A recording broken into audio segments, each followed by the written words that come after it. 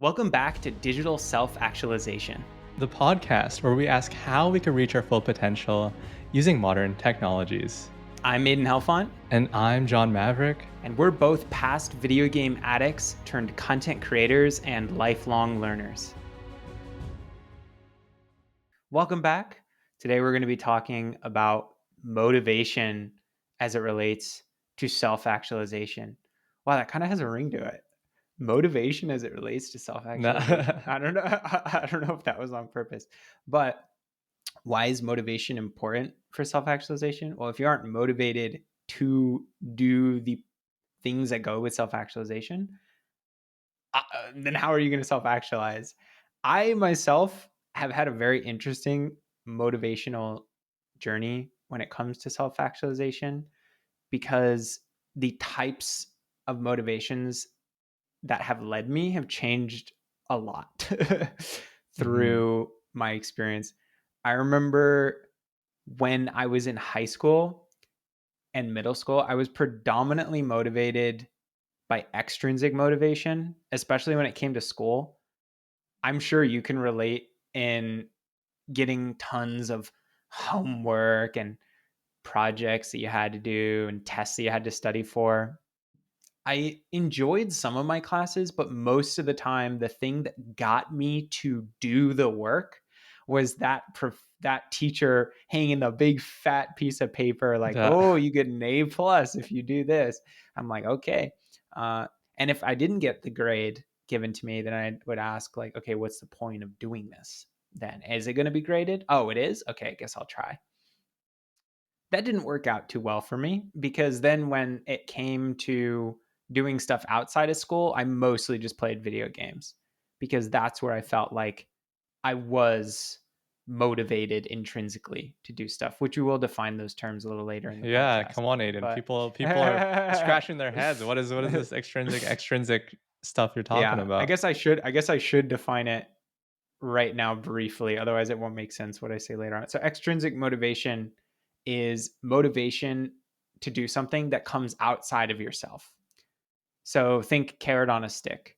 You do work in school because you get a grade. You do work for your career because you get paid. Oh, that kind of rhymed. Oh, we got two rhymes now. He's the CEO of rhyming at this point. Put that on Wow, the we should just resume. call it poetry self-actualization. Yeah. Uh, but intrinsic motivation is motivation to do something which comes from yourself. So I am learning in school because I am curious about what it is we're learning and I just want to learn more. I am going to my career because I want to improve my skills when it comes to the things I'm doing, or I want to build my relationship with the people I'm in. Now, essentially, they are not mutually exclusive. You almost always have some degree of extrinsic and intrinsic motivation for anything, but the Mhm. degree to how much you have of each changes drastically depending on the activity. So in high school and middle school, almost everything I did was extrinsically motivated. And Was there then when I anything that got was down, intrinsic out of yes, curiosity? video games In the were school intrinsic. system. Oh, in the school system. What about sports Um, or I don't know, just like chatting with oh, friends? yeah, I loved playing tennis with my dad in particular. We would play almost every single week, and I didn't have to do that. I also loved playing soccer, did skiing and snowboarding a lot, albeit my parents did force me to do that when I was young. Extrinsic And influence. yeah, oh, naughty, naughty. But I also, in school, I did enjoy English class quite a bit, uh, except when a particular teacher came along who shall not be named. No. Um, and I Always that one also, teacher. oh, it's always that one teacher. I also enjoyed studio art a lot. Studio art was fun. I sucked at it, but I sucked at it in a fun way. In an intrinsically motivating way. Exactly, you got it. When I got to college, however, this didn't work out too well for me because what I learned is that I had spent enough time uh, in school to realize that being purely motivated by extrinsic incentives meant that you didn't actually learn that much. Because once you get past a class and like you try and remember the learnings that you did from before, you realize, oh, I don't remember them. Mm, So I was like, what's the point? Like, why are we even okay? We get a degree, but like, what does that degree even mean if we don't remember any of the stuff that we just learned? So that combined with the fact that I was also playing so many video games because they were so motivating that I wasn't really doing much skill building outside of video games. And COVID made it so that school was even more horrific than normal. Those all oh, cluster combined to make me realize, okay, I need to find something that I enjoy doing outside of video games just for myself. So I started reading more mhm. books, started diving into creating videos just for fun, for intrinsic motivation. Um, and that provided a completely different world from all of this extrinsic motivation that I'd been used to. Um, and as I went throughout college, I did more and more of I tried to fill more and more of my life with this intrinsic motivation. And I found that a lot of the things that I was extrinsic motivated by, I could actually find ways to make them more intrinsically motivating through understanding what it is that Mm, makes us motivated in the first place. Um, when I got into self actualization, this was also a really important topic because I realized, okay, well, I'm never going to be able to self actualize if the only reason I'm doing it is for extrinsic incentives. I have to find out ways to make self actualization in itself intrinsically motivating to do. Otherwise, it's going to be just like all of the other graded assignments that I had in school, where I only do it when I'm told, hey, you get an A plus if you do this. And then I would argue at that point, is it even self actualization? yeah. I mean, who's So gonna tell you to actively self-actualize? I think it's very, very yeah, rare. exactly. And I think the last part I'll add on to this story before I finish up is like going back to our last episode, which if you haven't seen it, Check it out. self improvement after self improvement. Uh, I think motivation plays a very important role in self improvement and self actualization as well. Because if you're motivated for the wrong reasons, like not just intrinsic and extrinsic, if you're motivated intrinsically for the wrong reasons, or you're motivated extrinsic for the wrong reasons, it can lead you in some bad directions. So, for Mhm. example, in my self improvement, when I first got into it at the start of college, I was motivated intrinsically to self improve, Yeah. but I didn't tie it to my values. And therefore, I improved, but I improved in ways that hurt my relationships, that hurt my career, and that hurt my health. So it's not just what type of motivation you follow, it's also what do you tie your motivations to, right? Are you motivated for the right things, in other words? So that's been my journey. Mhm. Yeah. Thank you for sharing. I'm sure a lot of viewers, including myself, definitely resonate with that story of just finding traditional life path with school and all these other responsibilities you have to do as you grow up just not as fulfilling as Minecraft or whatever game was hip in the generation.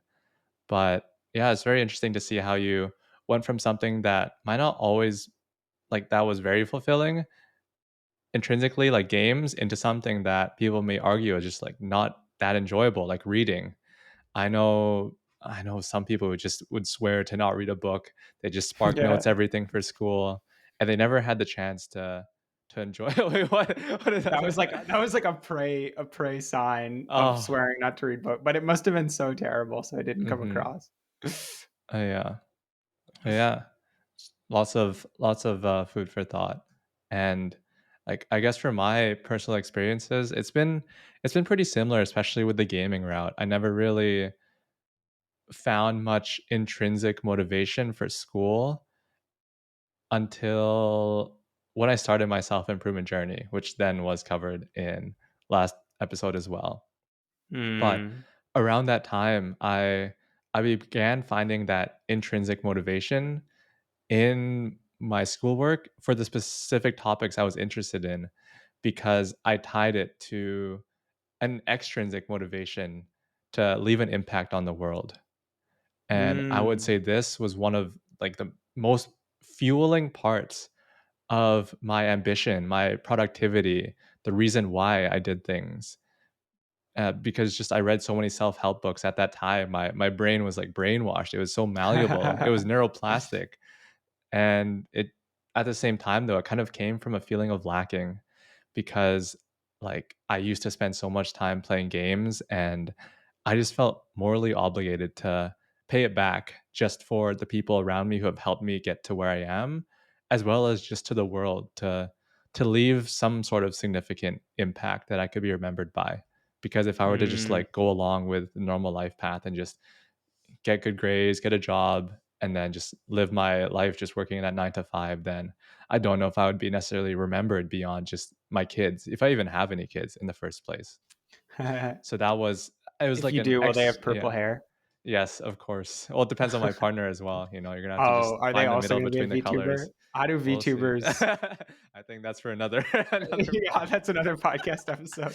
No, it's the whole there's a whole other podcast just brand. Yeah.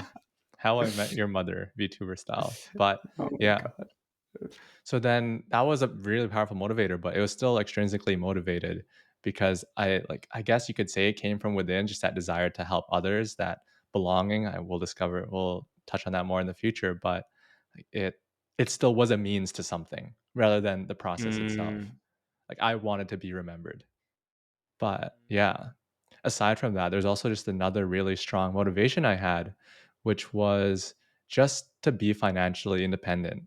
Because during this time, I came from the Philippines. I wasn't born into wealth.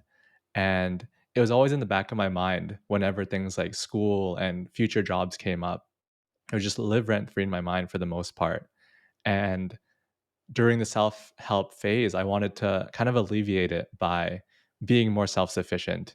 I wanted to no longer have to worry about it just by like having straight hard facts that like, hey, I am financially secure. I don't have to really worry about it. So like with Mm. this desire to improve the world and to be financially independent, I thought the best option to do so was just traditional success. So Mm. that went down into my self development journey in programming, where I just learned like I took different courses online, I did lots of projects, and I was able to get an internship at a global 500 company just through my own learning. Like I could only say like one course or two was actually useful in that journey there. And just to optimize for the impact I have and the influence I have and the growth and business perspective as well, I began optimizing my YouTube videos for the best amount of views with SEO and clickbait and putting just, I don't know, crazy titles out there and content. And like it worked. My subscriber count began to grow and I began generating that passive income. But Mm. slowly those extrinsic motivators begin to fade and you begin to feel a sense of unfulfillment. At least that's what I Mm. experienced personally. And yeah, it's just at work, I remember I was forced to test the software every 2 weeks, and it would take, like, 2 days, and during those 2 days, I would just be dreading the process because it's the same monotonous tasks, and my ADHD did not like the repetitiveness of it. It was not novel at all. I put as much, like Subway Surfers, YouTube podcasts in the background to try and alleviate the boredom, but it just wasn't enough. And it even chipped away at my health. And just this negative mindset then began spiraling into just other activities that made me question my fulfillment in them as well. Because Mm. my channel, for the most part, has just been Obsidian videos. And I do find them enjoyable, obviously, or else I wouldn't be making them or I wouldn't have started making them in the first place, but it didn't let me be as creatively expressive as I would like to. with this video medium. Yeah.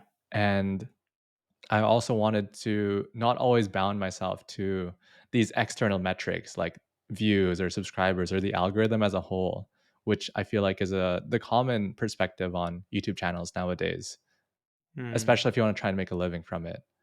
And yeah, the mental aspect of this even began surfacing into my physical health. I felt like I was more sick. I felt like I was more tired just from my normal day to day events that I used to find myself enjoying and energized by, which then led me to get diagnosed with ADHD. Yeah. And realizing that and finding this diagnosis, I think it just further emphasized the need for this intrinsic motivation. Mm. So, yeah, now I've just been taking the time to build that foundation to really analyze the different motivators in my life, whether it's extrinsic versus intrinsic, how I can cultivate more intrinsic motivation, and just finding ways to maintain that balance and just not to stay off course because it is very Mm. easy to do so with all the influences going on. But yeah, Yeah. that's pretty much been my experiences with my shift in motivation. That's fascinating because I feel like we've both had similar journeys in that we come from this world of video games and intrinsic motivation there, but then also extrinsic motivating motivators for school. Mhm. And then we split off from that. You went into being more extrinsically motivated towards making the world a better place through self improvement, and also like not enjoying your job with the testing every two. That Mhm. sounds very unfortunate. Yeah, Yeah. I would die in that sort of thing as Yeah. well. Um, but then the problem is that it's unfulfilling sometimes when those motivators aren't directed towards a more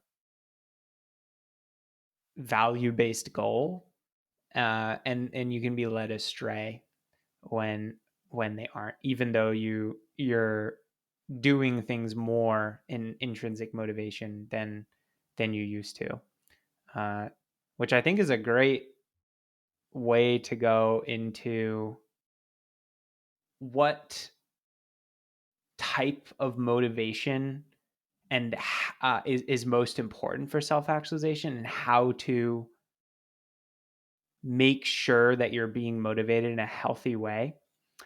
Um, and it's here that I don't have exactly clear answers, which is why I'd love to explore. Um, and that is, I don't think there's a single type that's best for self Mhm. actualization. I think that intrinsic motivation and extrinsic motivation are useful, but for different things. Um, and I'll tell you what I think those are, and then you give me your thought. I think extrinsic motivators are necessary. Like, if imagine if tomorrow you're wherever career anyone in the world is working at, they're like, we're not paying you anymore. Everyone's gonna work for free, and well, you can buy anything for free. Some people are just more extrinsically oriented, and that is malleable. But I know quite a few at Cornell that just, if you don't give them a bone to do something, they're just like, nope, not going to do it. Huh. So extrinsic motivators, I think, are necessary. But in the book Drive by Richard Ryan, he mentions that where they're most necessary is, first off, to get a livelihood because like the world needs to be run in some way, but also particularly for motivating yourself for tasks that you don't want to do inherently, Mm. especially if you want to do them quickly. Yeah. So let's use email, for example. But I I don't know love about you, email. John. I do not enjoy going through my email. It makes me want to die. So sometimes if I'm really not enjoying it, I set a timer and I make a game out of it. I'm like, okay, if I can, let's see if I can get through all my email in like 15 minutes or 20 minutes. Or sometimes I'll play music at the same time. I'm just trying to motivate myself in some way to make this not an abysmal process. Mhm. Uh, and that is extrinsic motivation used to like speed things up, to like get myself to do something I don't enjoy inherently. Whereas the problem is if you do that on something you already enjoy inherently, then sometimes you lose the intrinsic motivation to do that off the bat. So there have been some fascinating studies with children that show you take two groups of children that are drawing and you have them draw for a bit, and then you give one group stickers for if they draw, and you don't give anything to the other group. And then you have them leave, they come back the next day, and you tell them to draw, right? But you don't give either group any stickers anymore.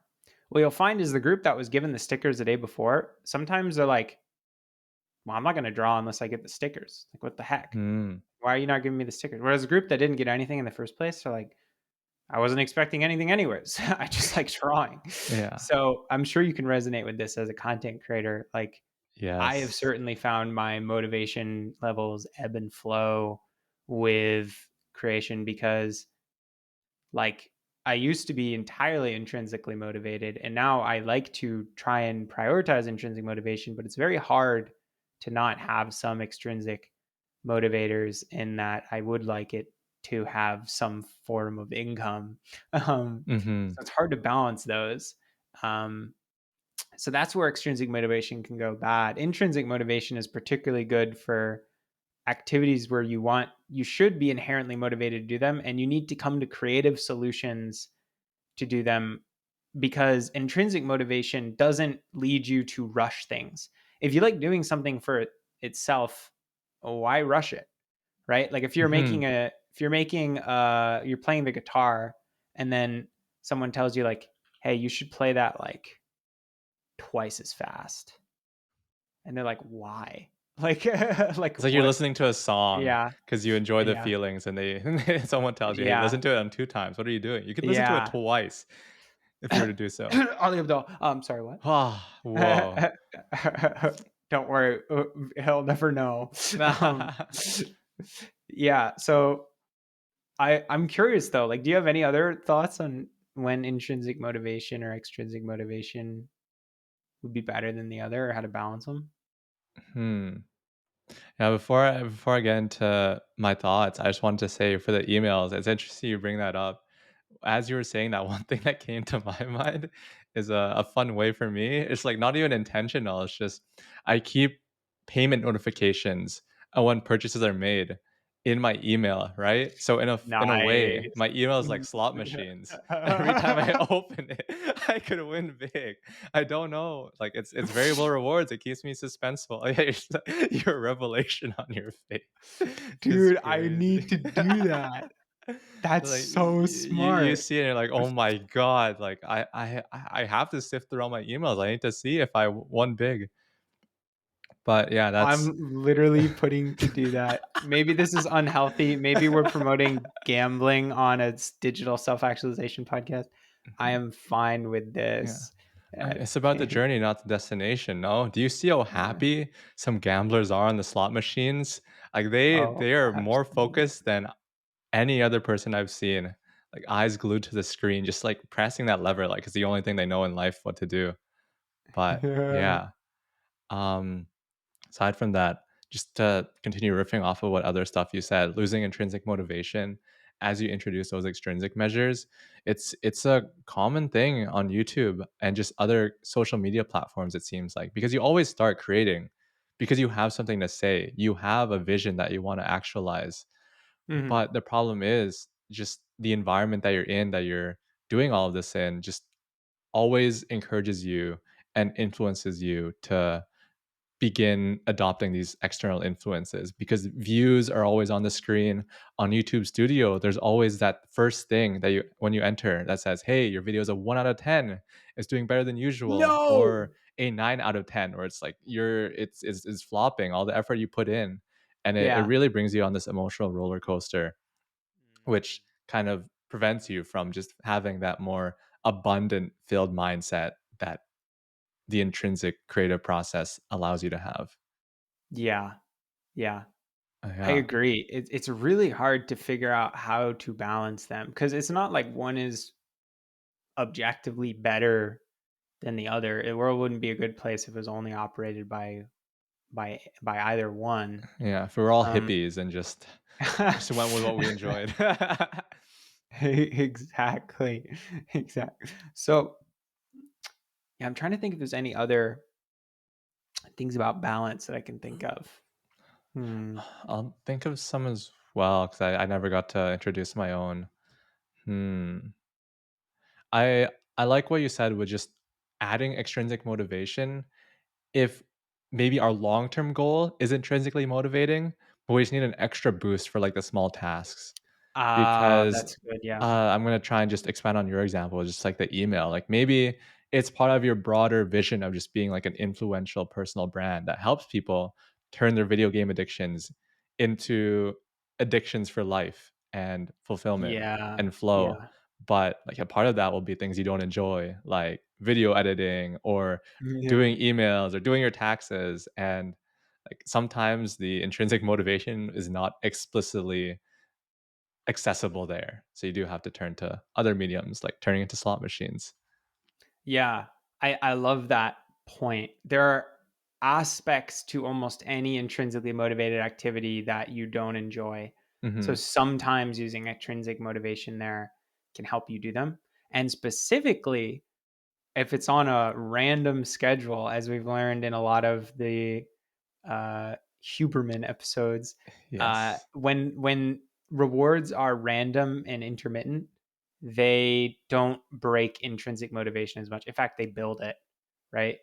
Mhm. Like intrinsic motivation is helped by those random rewards. So like, sometimes if I'm really struggling in a gym workout, uh like maybe it's a leg day, quick sniff of cocaine, Oh, straight back. yeah. I'm joking. I'm with you right Quick there. audible listening to the Brandon Sanderson Stormlight Archive series or whatever it is that I'm listening to makes the whole workout so much more enjoyable. Mhm. Um, It helps you tap into that intrinsic motivation you you usually have in a sense.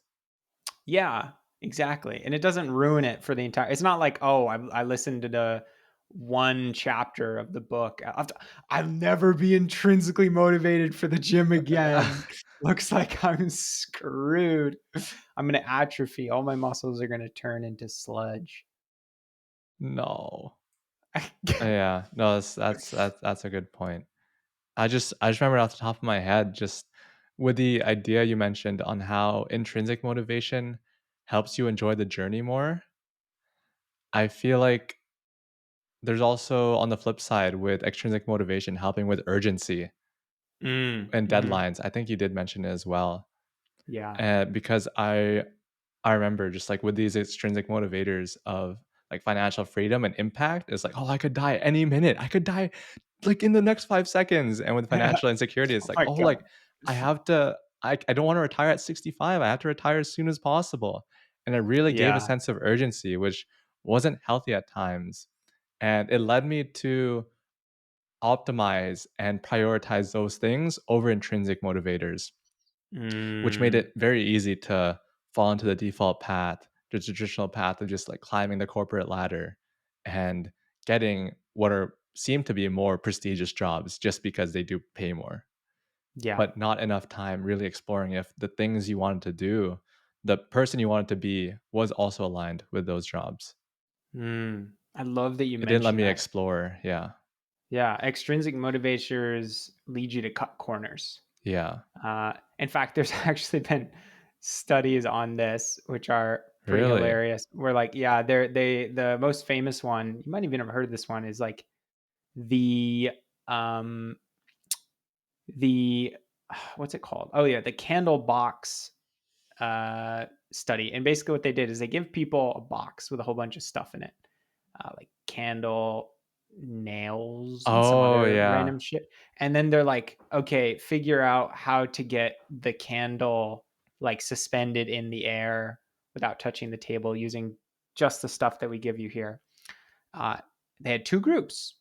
One group that was told to do exactly that, nothing else. And the other group was Mhm. said, you have to do it as fast as possible, quick. Like you have like 10 minutes or something like that. Uh, what group do you think did better? Obviously, the one who had a fire under their ass. I'm kidding. No, no, they did terrible. Because when you think you have that time, you're like looking for shortcuts. You're like, oh crap, Yeah. and so they didn't literally think outside of the box and realize that the box itself was something they could use for the task. And if you just Mhm. nail the box to the wall and then you put the candle in it, boom, you win. But the people that didn't have the time limit, they felt freer. They felt more intrinsically motivated to figure out the solution, and therefore they thought more creatively. They took the long path, which was actually the shortcut. And the same thing happens in all of our activities. Extrinsic motivation tends to make you want to take the shortcut, which can be Mhm. great for deadlines. Yeah. Uh, but if the task you're doing is predominantly creative, then it can hurt a lot. Mhm. Yeah. I don't even remember if I noticed that preface for that experiment before on how one was given much more urgency versus just time to leisurely do it. I just knew about like the thinking about side the box part literally. So it's very interesting that you mentioned that. And oh, yeah, this tip of my dick, I remember something, but I forget.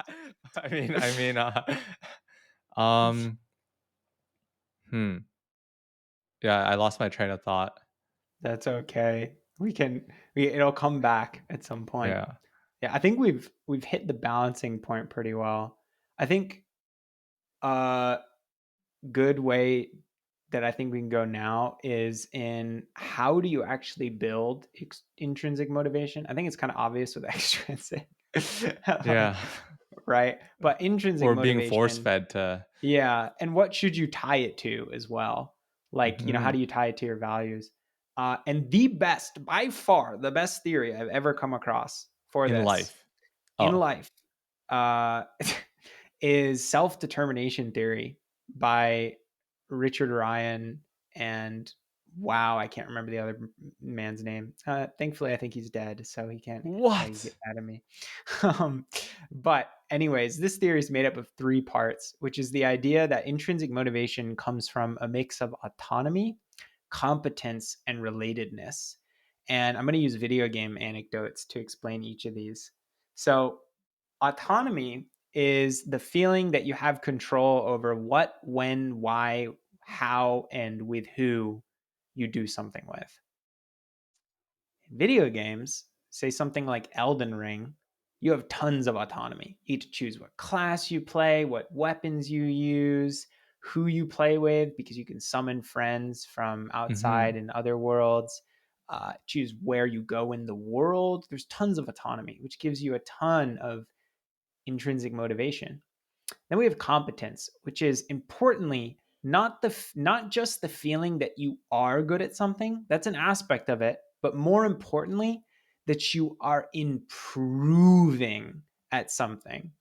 You can suck at something and have a lot of intrinsic motivation for it if you feel like you're improving at it. And in fact, most of the time, the times you have the most intrinsic motivation for something are like pretty early on in the process, excluding when you're like way farther in to a skill or activity, because then you see improvements the most. Like when you first pick Mhm. up the guitar, first pick up the piano, first start playing a video game. Whereas once you get into what I call the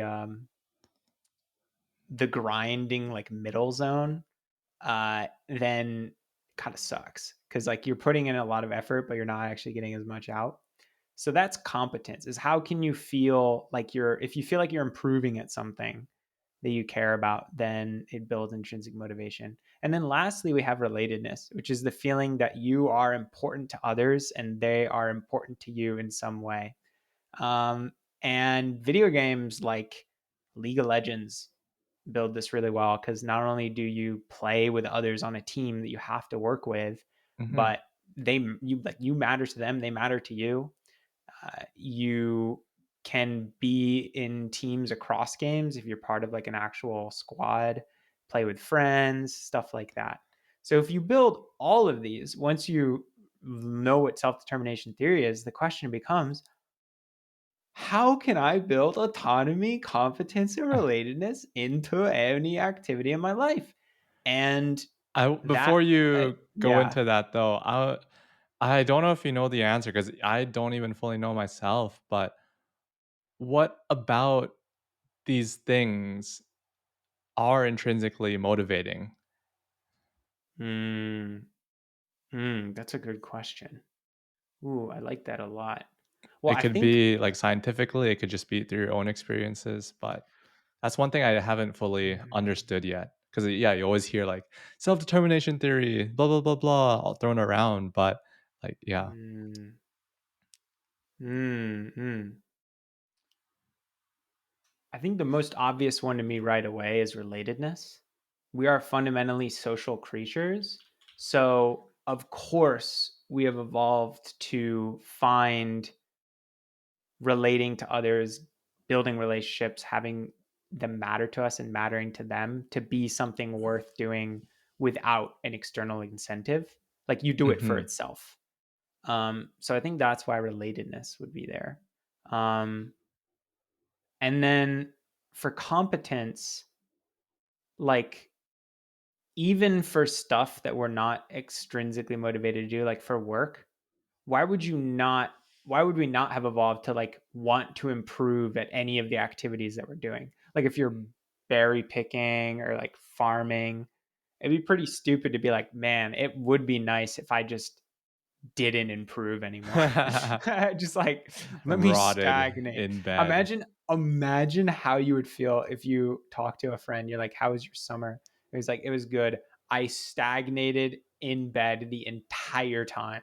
And you're like, "Ugh." Like it just gives you kind of an icky feeling. People don't like stagnation. You say Um, that, but I feel like that's more of a common thing people can say now. Yes, yeah, I rotted in bed. yeah, Like, but I feel like it's more of a joke. Like it's not like they literally all they did. uh, Oh no.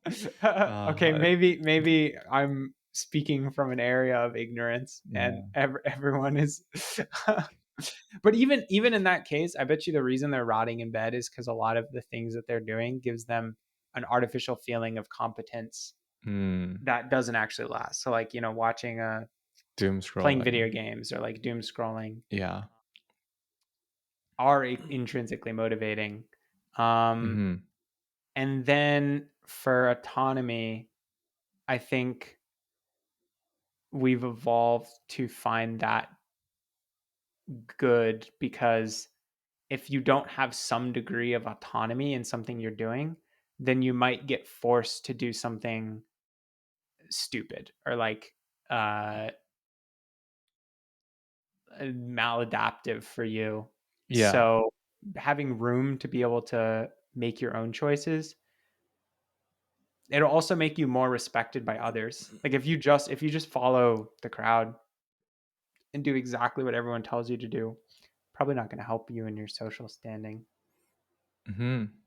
Yeah, it sounds like you pulled a lot of, like, biological inferences to explain this phenomenon, which does make sense. It's like human evolution requires level of competence to improve civilization and to overcome some of the fatal obstacles we may face, like Yeah. meteors and hunger. And Yeah. relatedness, like with that tribe of other people in the community that you're in, to share resources, to trust them, and to be able to then have the autonomy just to do what you want to fulfill your purpose in the tribe or in your pursuit of survival. Mm. Yeah. I think it's also spawned by my mom being a biology teacher. that would, Maybe that that would be would, the mm, answer. Yeah, years. yeah. That probably adds to it.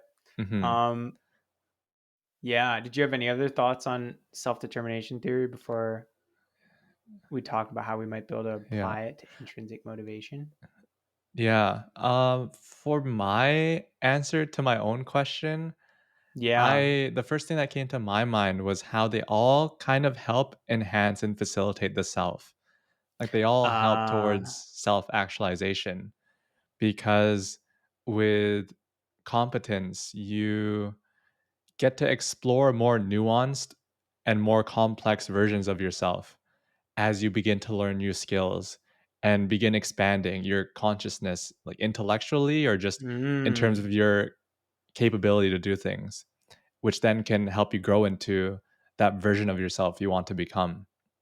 And then with autonomy, that actually gives you the freedom to work on the things that you want to improve on and how you want to grow. And it lets you just exercise the self you want to be. You don't feel suppressed by anything.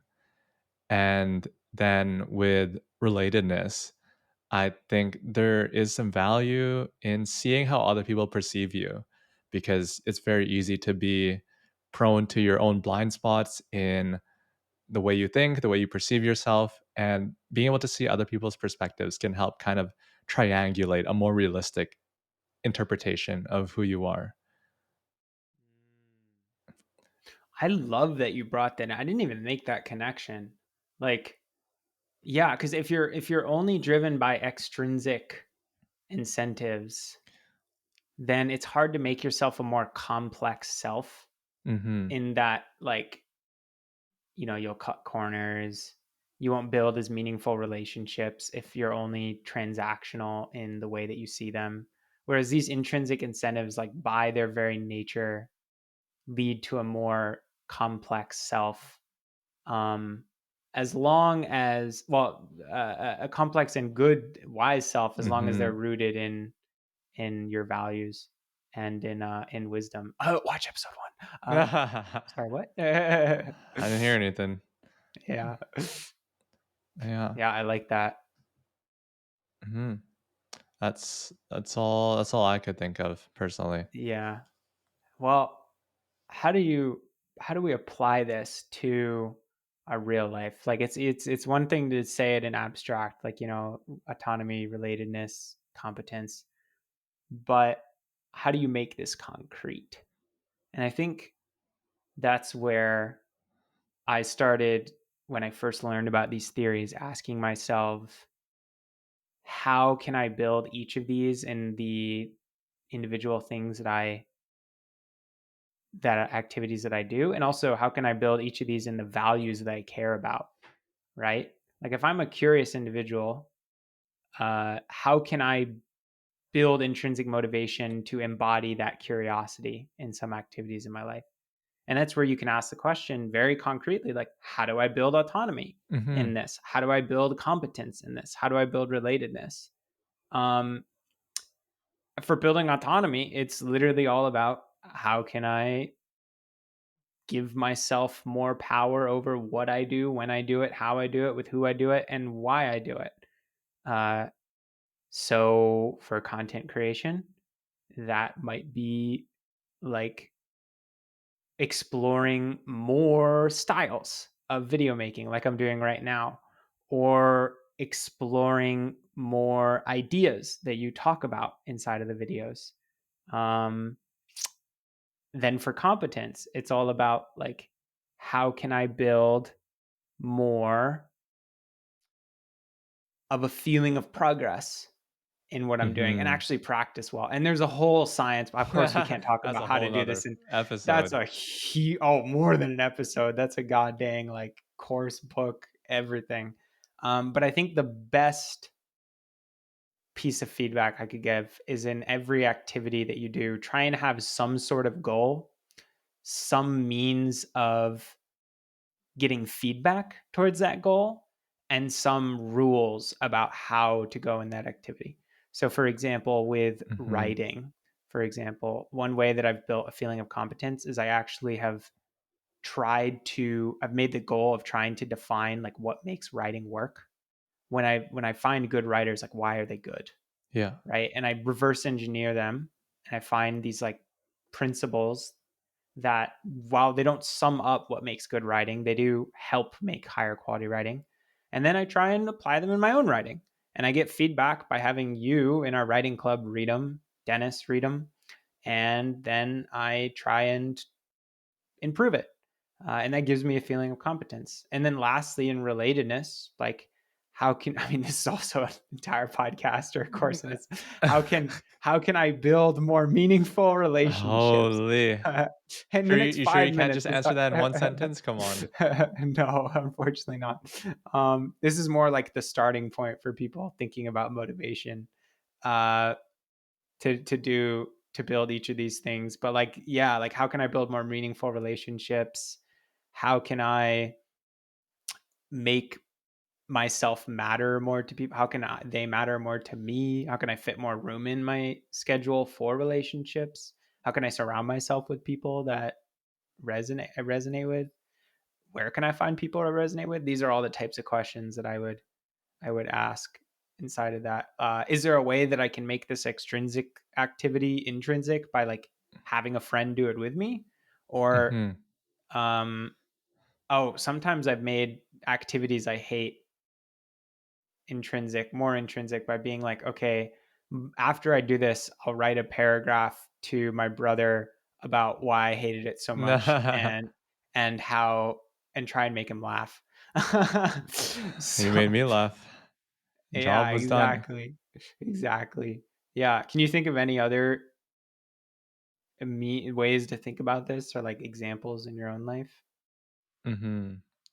I like the constant reflection and critical thinking that you mentioned, which is always asking how you can take one of these factors in self-determination theory and apply it to the current situation. I think for me, some of my ways of doing so, just I'll start with relatedness. I think a foundation for that is just to be authentic in the first place. Because if you're not authentic with your own values and who you are, then it's going to be hard to find that intrinsic motivation and meaning in the connections you have. So I think that's a really important first part because once you do so, you can become kind of like a social beacon for people who have similar values as you. And I think there's something just very fulfilling about that.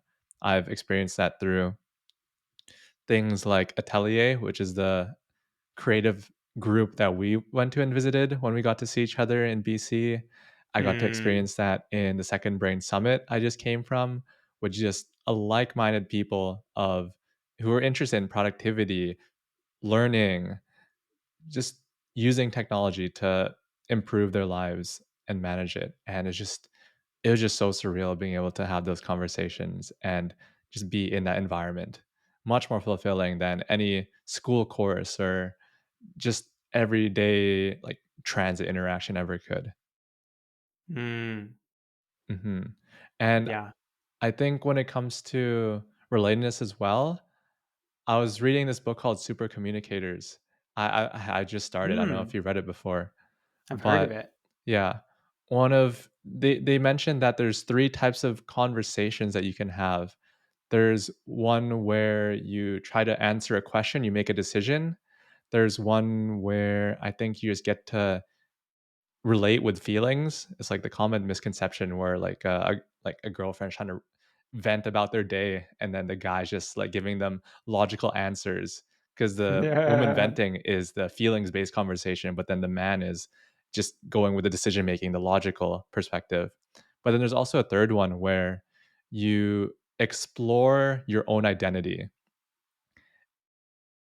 You ask yourself like, what are we as a group, as individuals, as a collective? Mm, And those kind of discussions can help you self actualize as you just bounce off ideas from each other and like just share that perspective that they might not be able to see themselves. Yeah. Before I go on to the other ones, just if you had any comments.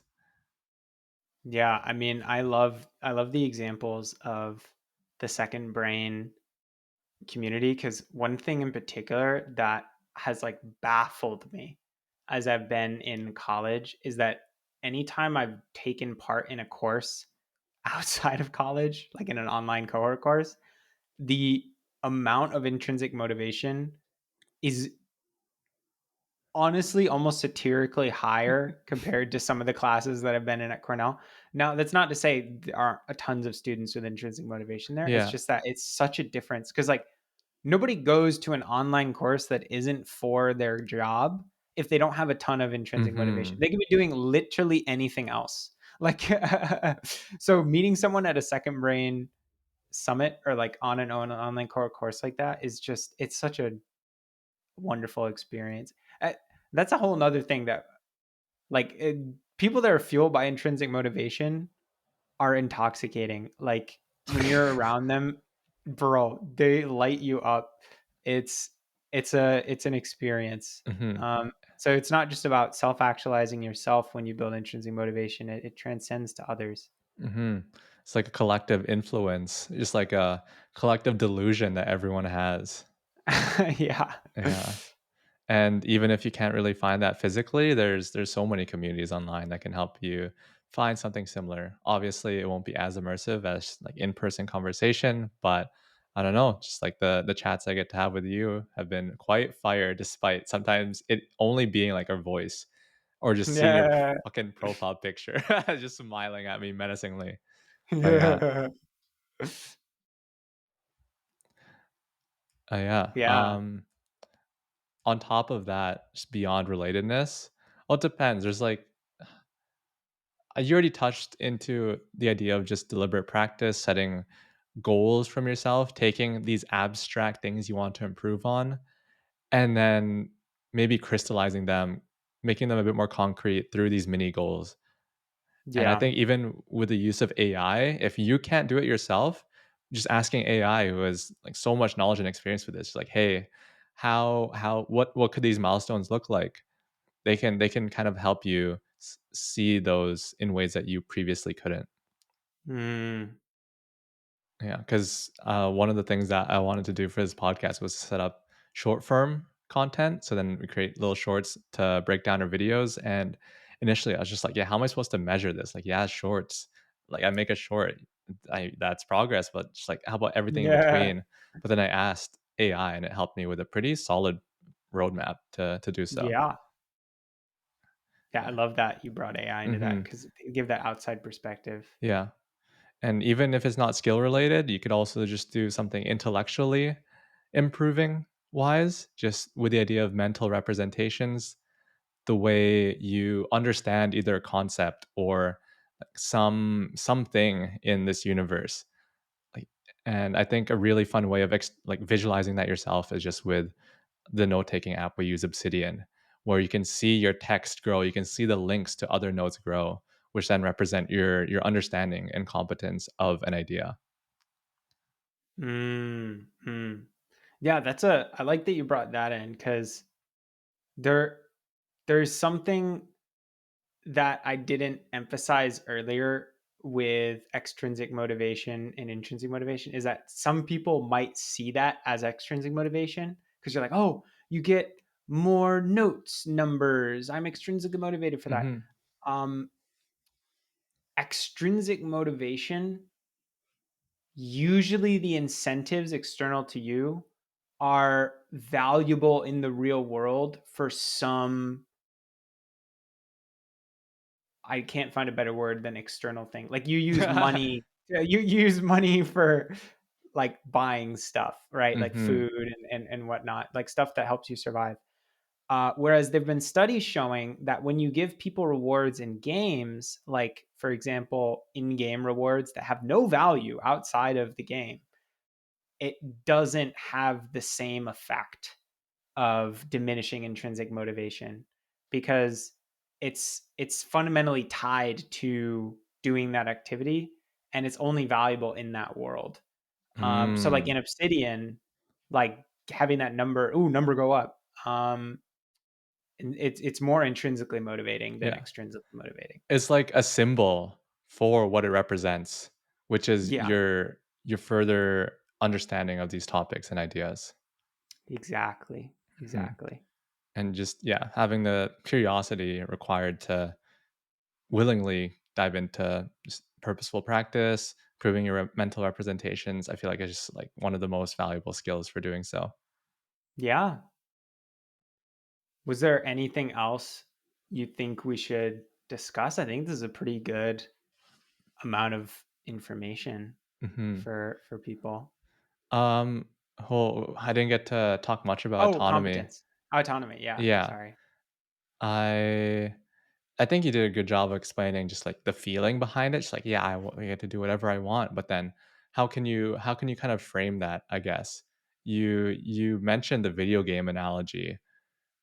Are there any other like mental models people can use to see how their current situation can have more autonomy than they might Oh, think there that's a is?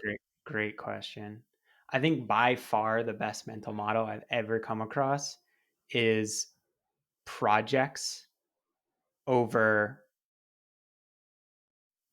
courses or books or anything like that. Like if you have a project in your life that you are working on in the background, that becomes a guiding beacon to all the other information that you're consuming at any time, and it becomes profoundly autonomy building. Um, Yeah. so like yeah, I think if people made more projects for themselves, like creative or whatever, that would build so much more autonomy because you get to choose what project you do, you get to choose why you do it, when you do it, where you do it, who you do it, what you include in it.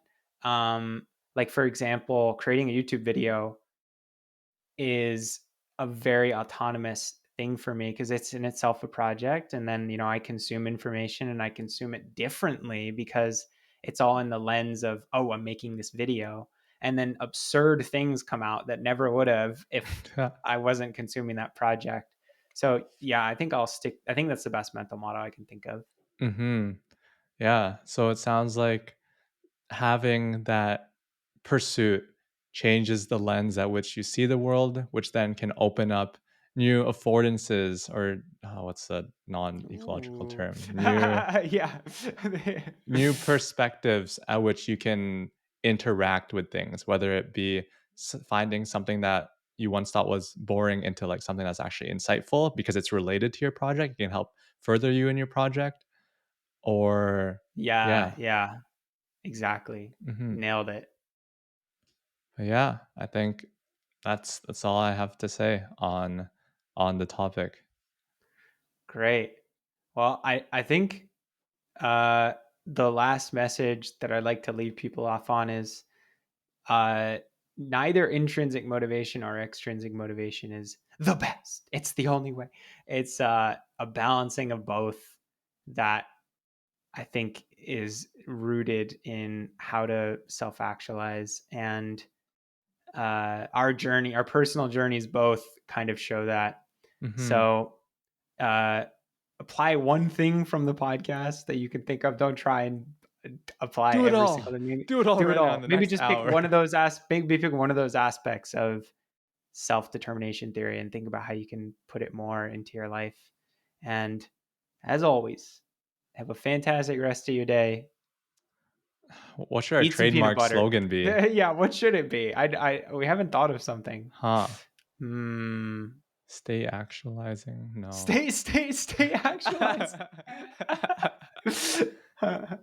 Stay actualizing. I kind of like that. As always, have a fantastic rest of your day. Stay actualizing. And bye bye.